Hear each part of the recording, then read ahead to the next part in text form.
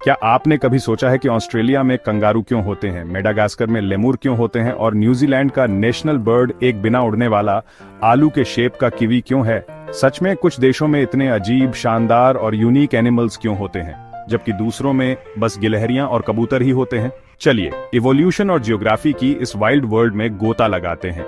Passport की कोई जरूरत नहीं है। यह सब एक शब्द से शुरू होता है, आइसोलेशन।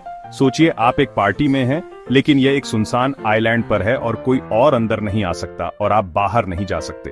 समय के साथ आप और आपके साथी आइलैंडर्स अपनी inside jokes, wild dance moves और शायद एक नए तरह का सैंडविच बना लेंगे।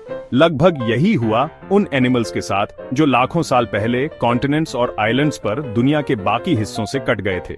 उदाहरण के लिए ऑस्ट्रेलिया को ही ले लीजिए। बहुत पहले यह एक विशाल, धूप से झुलसी हुई पार्टी बोट की तरह दूसरे कॉन्टिनेंट से दूर चला गया। वहां के एनिमल्स को अपने दम पर चीजें समझनी पड़ी, इसलिए आपको कंगारू, वोम्बैट और हमेशा कंफ्यूज करने वाला प्लेटिपस जैसे मार्सुपियल मिलते हैं। मजेदार बात यह है कि प्लेटिपस इतना अजीब है कि जब साइंटिस्ट्स ने इसे पहली बार देखा तो उन्हें लगा कि यह मजाक है। अब मेडागास्कर की बात करते हैं।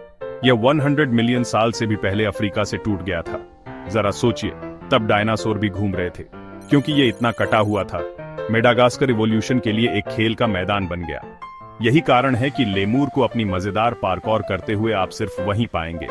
और फिर न्यूजीलैंड है, एक ऐसी जगह जो इतनी अलग थलग है कि पक्षियों ने उड़ना ही छोड़ दिया। लगभग कोई शिकारी न होने के कारण किवी और काकापो जैसे पक्षी बस इधर उधर घूमते रहे, अपनी best potato with wings life जीते रहे।